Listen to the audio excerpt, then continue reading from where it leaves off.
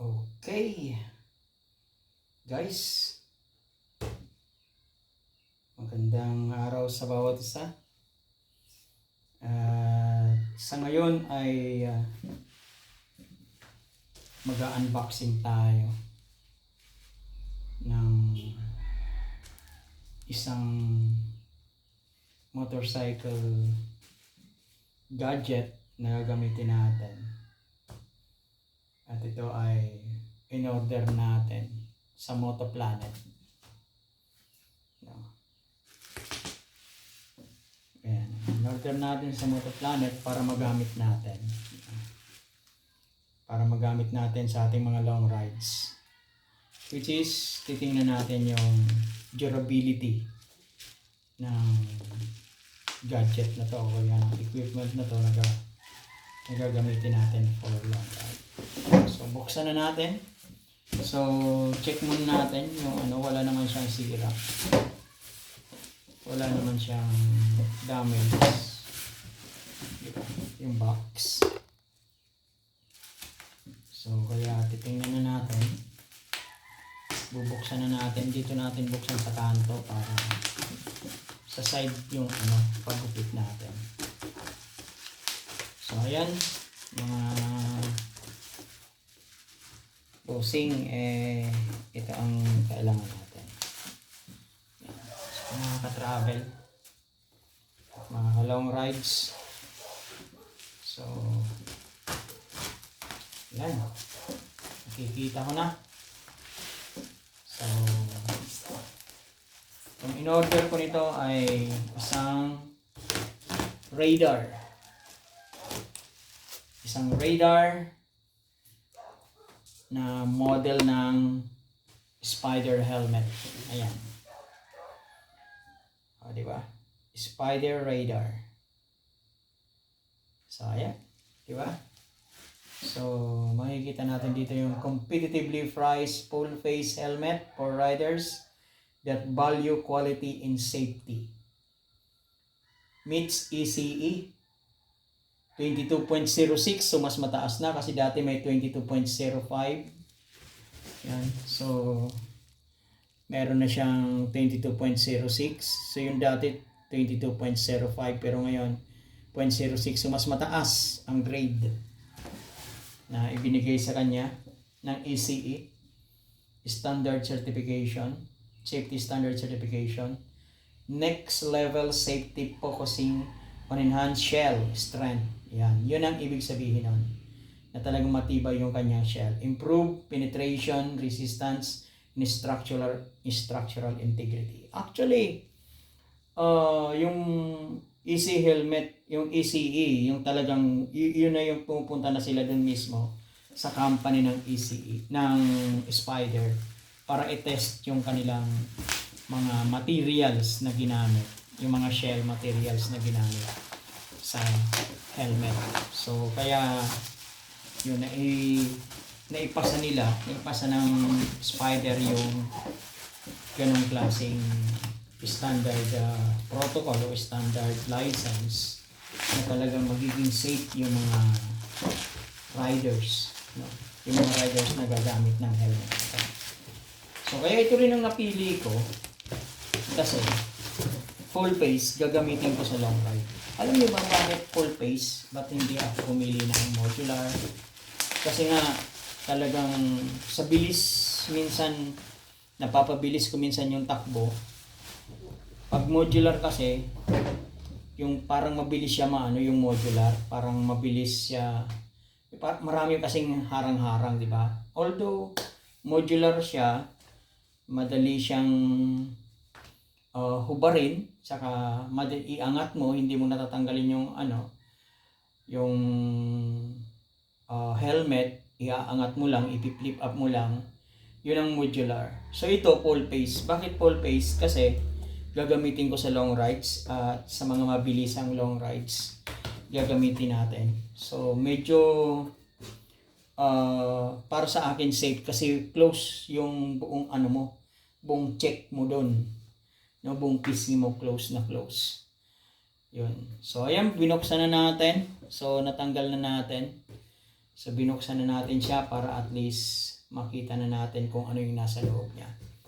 So this is a full face helmet. So ang model niya is Radar. So Radar model. So yun, dual and density EPS liner, 100% UV, 400 protection, optical grade visor clarity, removable and washable linings, then scratch resistance polycarbonate. Wow! So tingnan natin kung totoo yung sinasabi nila, di ba? Siyempre, hindi naman nila yan ilalagay kung hindi totoo. So it's possible na totoo. At meron rin silang info dito. Ayan, yung tatak ng Spider. We live for the ride. Wow! Ang ganda ha. Ganda ng ano nila. Kung sa iba, evolution. Ito naman, we live for the rides. Di ba? So, totoo naman yun. At alam mo ba, napakasarap minsan mag-rides kasi nalilesen yung stress mo, nalilesen yung mga problema mo sa buhay kasi nakakakita ka ng ibang environment. So, yun ang napakaganda pag nagra-rides. Actually, advantage yun. Lalo na sa mga taong nagkakaedad, napaka-advantage talaga ng riding motorcycle. Kasi nagiging active pa rin yung kanilang mga memory, nagiging active yung kanilang 5 senses, actually 6 senses, may pang-anim na senses. At itatalakayin natin yon sa mga susunod na vlog. Ano ba yung pang-anim na senses na nasa tao? So yun. Kasi yung naano lang natin sa schools na itinuturo natin or nakikita natin ang medyo major is 5 senses. Pero meron pa palang isang senses na instinct sa tao na nandun na talaga sa atin. So yun. Tatalakayin natin yun sa susunod na vlog natin habang ginagamit natin tong Spider helmet. So habang nagpapatakbo tayo para maipakita ko sa inyo kung ano yung pang-anim na senses. So yun. Spider is the product of years of collaboration and teamwork with athletes. Wow! With passions for various sports, competing extreme conditions in a diverse environment. Alam nyo ba yung mga spider na mga sa bike, yung mga helmet ng bike, yung mga bicycle, Spider ang talagang pinaka the best doon. So mayroon ako noon. Yun. The advancement derived by this innovation, kasi nagbabike din tayo, nagbabicycle din tayo. So the advancement derived by this innovation are the same features that make each Spider product as comfortable on the street as it is on the racetrack. So wow, ibig sabihin talagang ginagamit na pang racetrack talaga itong model ng Spider, itong Spider helmet. At talagang qualified siya para sa racetrack. Kasi syempre kailangan qualified bago ka pumunta sa racetrack. Okay, so tingnan na natin yung loob. At ito, may bubble wrap para siguro hindi maano. Actually, sa akin, kung nakarating dito ng buo, ibig sabihin matibay yung helmet. Di ba? Pero kung nakarating na basag-basag, hindi matibay yung helmet. So, ibig sabihin, titingnan natin kung buo siya. At ang una mong makukuha ay visor. Okay. This is visor. So, titingnan natin a clear visor. So, clear visor siya. At pwede natin pamalit para sa gabi. Ayan. No, yan. Para kung magra-rides tayo sa gabi, ito ang gamitin natin. Wide range siya. Wide range at meron na siyang yung ano, yung sampaan nung ilalagay mong parang smoke, ano, yung parang sa fog, di ba? Fog lenses, anti-fog lenses. Yun. Yung mga ganun, di ba? So, naka-indicate naman dito kung para saan siya, birang clear visor. So, ito yung clear visor na kasama. So, ano pa ba yung kasama ng Spider? So, actually, nung pinadala to, bago nila to pinadala, pinicturean na nila to. Kaya, yung tiwala ko doon sa Motoplanet ay shout out sa Motoplanet. Diba? Baka naman At ito ay galing sa Lucena, yung sa kanilang manufacturing at sa kanilang store yung sa Lucena City. So, this is the visor. So, ano pa ba yung makikita? Kunin na natin. Wala na. Visor lang. Oh, visor lang. Tapos ito na. Helmet na. Spider na. Oh, wala na. Wala na. So, tingnan natin itong spider helmet. Okay? Kasi wala na tayong nakita. Diba? So yan na natin. At ganun natin. Para, yan. So, yan, spider helmet. Okay, diba? At meron siyang cloth, dust bag na cloth. At nakatali pa, oh. Galing nung galing nung nag-assist nito ng store ng mismong sa company nila. Tinali talaga nila para hindi talaga umusog-usog itong ang haba ng Pwede mo pala itong mabitbit, oh. Pwede mong isaklay sa iyo para na rin siyang helmet bag. So yung ganda, ayan. Pero dust bag ang niya. So yun, eto na. Tingnan na natin. Yan. Ito na kaagad. Wow. Wow. Ito nga palang in-order natin ay medium. So ito palang kinuha natin ay medium. So kasi alam nyo pa sa helmet, ito ang sekreto sa helmet. Akala nila kapag large, malaki din yung helmet shell. Ito, malaki yung helmet shell. Maliho yung concept na yon. Ibig sabihin, yung helmet shell ay iisa ang sukat. Iisa ang sukat ng helmet shell. Pero ang sinusukat yung loob, yung circumference doon sa loob. Yun. Kaya kung magsukat ka doon sa sa ulo mo, yung loob ang sinusukatan mo. Ayan. Medium size. So, yung medium size, kaya ibig sabihin, kapag medium size ang kinuha mo, makapal ang padding mo. Yun, di ba? So, ito na yung padding niya. So, kapag medium size ang kinuha mo.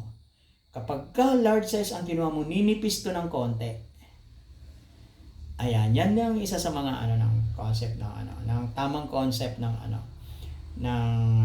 helmet. Kaya kung pipili kayo, siguraduhin niyo na yung nyo, yung tamang sukat yung nyo, yung ulo. Actually, ang sinusukat ito, kailangan hindi nakakasuot yan sa pisngi nyo. Ayan, di ba? So ito, okay naman yung tahi niya. Ayos naman. Ito yung niya, yung etiketa, anong tawag nun, diba? So wala na, yun lang, wala talaga siyang kasama. Ito lang siya. At ang color nito ay matte white, matte gray white, matte gray black. Ano ba? Matte. Tama ba yung binigay sa atin? Tama yung binigay sa atin. Matte gray. Kaya tingnan mo, akala mo white pero matte gray. Maganda. Maganda. Ito. Matte BGRY. Matte black gray. Black. Ayan, di ba? MH middle, so medium. Ayan, 50. Oh. Sheesh, ang ganda. Ang ganda ng kulay. Ayan, ang ganda. At ito na yung niya, spoiler. At ito ay single visor. Meron na rin siya nung license na na talagang ibig sabihin ECR 20.06. medium 57 hanggang 58, 1,500 gram. Lightweight hindi ka mangangalay. So ang ganda, so ito, buo yung helmet. Buo yung helmet na naipadala sa atin. So thank you Lord. At salamat din sa seller. Sapagkat buo, walang basag. Susubukan nating iangat. May lock siya dito May lock siya dyan. Yan Talagang hindi siya maaalis basta-basta. Hindi yung aalog-alog. Kaya, iaan mo talaga. Medyo lalakasan mo ng konti. Yan, di ba? Yan. Wow. Ganda. So, single visor siya. Hindi siya dual visor. Yan. At ito na rin yung airlet niya. Yan. Meron din siya sa taas. Yan. Para pumasok yung hangin. At meron din siyang air ventilation. Dito, yung out ng air ventilation. So, okay. Kompleto. So, okay siya. Maganda yung pagkakagawa niya. So, yung susunod na natin ito, isusukat na natin. So, binuksan lang natin para at least maipakita ko sa inyo yung model ng helmet na in-order natin. Which is napakaganda. Talaga. The best. Gusto ko yung ganitong klaseng kulay na medyo matte.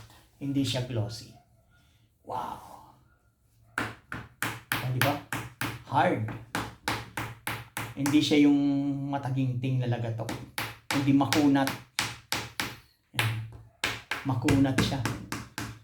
Para kahit masuhin mo, pwede. Yan. Makunat. So, clear eye siya. Dahil wide range ang niya. At meron pa siyang mga design. Grabe, no? Ito, Grabe, ang ganda. Wow. Ang ganda. Nandiyan yung ng spider. Spider. So, ang gwapo nito pagka sinuot mo sa habang nagmumotor ka. Wow. Saka disente. Kasi yung mga ganitong klaseng helmet, kaya ito na rin ang kinuha ko. Kasi isa ito sa mga matitibay na helmet sa market. Or actually sa mga rider. Isa yung spider. Maliban dun sa ibang mga napabilang yung spider sa talagang the best helmet na to wear in everyday use, in racing. So, yun. So, nung nag-sale siya, na-tsempohan, then I got one. So, kaya, na-tsempohan natin. Diba? So, nagkaroon tayo ng ng pagkakataon na makakuha nito ng sale price. So, at least, nakuha natin ang sale price. Diba? So, medyo na-lessen yung natin, yung pagbabayad. Dito. So, yan. Okay, yung details ng niya, ang ganda ng details ng pagiging helmet niya. So, yun, makikita nyo ako dito. Makikita nyo na ako nito na ito ang ginagamit ko. At welcome to the Team Spider. Diba? To the Team Spider. Tingnan natin, diba? So, yung kanyang durability, yung kanyang quality talaga, yung air ventilation kung gumagana sa mga rides natin. Iba-vlog natin yon. At ito ang iba-vlog natin. Titingnan natin pati ito, yung sinasabi nila na clear lens, maliwanag sa sa daan. Tingnan natin. So hindi siya dual lenses Hindi siya dual visor. So single visor lang siya. Bakit single visor? Kasi gusto ko kasi sulit. Kasi nga gagamitin ko nga sa mga racing Racing, long ride. So ayaw ko nung mayroong nakaangat pa to na mayroong pang rito. Kasi minsan baka malaglag yun. Makaka-istorbo pa yun. Kapag medyo maluwag na yun. Darating ang time, naluluwag yun sa kakaano-ano mo. Kaya hindi ako kumuha nun. So mayroon akong ganon. Sa pang daily use ko lang. Pang daily use, short distance, ganon. Pero yung mga long distance, long ride, I suggest, para sa akin I suggest single visor. Kasi i-close mo lang siya and then go. So that's it. Yun ang naobserbahan ko habang nagmumotor ako. At hindi rin siya pwede Yung mga dual visor, hindi ko isinasuggest sa mga racing. Kasi possible na yung pamakaabala sa'yo. Baka biglang bumaba yun kapag ka natagtag ka na ano ka sa lubak, bababa yun. Yun pang magkukause ng aksidente sa'yo. Hindi katulad nito na single visor ay kahit magpabilis ka na magpabilis ng takbo, wala. Kasi yung airflow niya, yun ang sasangga ng hangin sa mukha mo. So kaya ito ang gagamitin natin sa racing. So yun ang yun ang gagamitin natin. Yun ang sa mga mabilisang pagpapatakbo itong gagamitin natin. Sa long rides, ito rin ang gagamitin natin. Sa papuntang from Bicol to Manila, Manila to Bicol, ito ang gagamitin natin. So, ito ngayon yung ating bagong Spider Radar helmet. So, God bless everyone. Hoping na natuwa rin kayo sa aking unboxing dito. At nabigyan ko ng konting review na rin to. So, hindi naman to hindi naman to para i-promote natin. Ang pino-promote ko rito yung the way, no, yung the way kung paano tayo mag-motorcycle, kung paano ano ang gagamitin natin, yung gagamitin nating helmet. So kaya ito ang binili ko kasi para hindi siya modular, close siya, at talagang wag naman sana sa mga mabilisang takbo, hindi rin minsan may iwasan yung mga ganong klaseng aksidente, pero wag naman sana. Saka pangalawa, hindi man tayo aksidente, yung flow, tsaka hindi matagtag yung yung kasi buo siya di ba, yung flow ng air. So hindi katulad ng modular na pang ano lang, pang papogi lang. So itataas mo siya, i-flip up. So ito hindi. So ito talagang pang continual riding talaga. So yun talagang matagalan bago ka huminto. Uminto ka man, tatanggalin mo yung helmet. Kasi kakain ka, iinom ka, that's it. Or magpapahinga. So yun. Yung mga modular, pang madalian lang. Halimbawa, punta ka dun sa malapit, gusto mo lang kumain, uminom, na okay, flip up mo. So ito hindi. Pang long rides talaga siya. Sa akin habang sa tagal kong nagmumotor. So ito yon, yung full face helmet. Para sa akin, I suggest full face helmet ang gamitin nyo kapag maglo-long rides kayo. So magiging safe ang ang long rides nyo, at magiging maganda, walang abala. No? So yun. So God bless everyone. So this is all my features to this helmet. At makikita nyo na ako to. So subukan natin to sa daan kung tama itong mga features niya, kung tama yung pagkakaintindi ko rito, kung bakit inilagay itong ventilation dito, inilagay dito, kung bakit ganito yung klase yung forma ng niya, yung forma ng helmet niya, at meron pa ritong spoiler, di ba? Ano bang mga gamit niyan? Pati itong mga air vent for outlet ng air para hindi kulob. Yun, ganun mga gamit niya. So okay. At lalo na itong padding. Yan. So yun. At meron pa siyang chin guard, di ba? Oh, wow, di ba? Kapal, ang ganda. Okay, sige. Okay. Sa susunod na vlog, kasama na natin to. At gagamitin natin to with gagamitin natin yung Honda XRM 125. Babagay natin dito. Tingnan natin. So God bless everyone. Peace out. This is J Moto Vlog Rides, J Moto Rides, and nagsasabing mas maganda yung laging safe tayo habang nagra-rides. So let's go and enjoy the rides.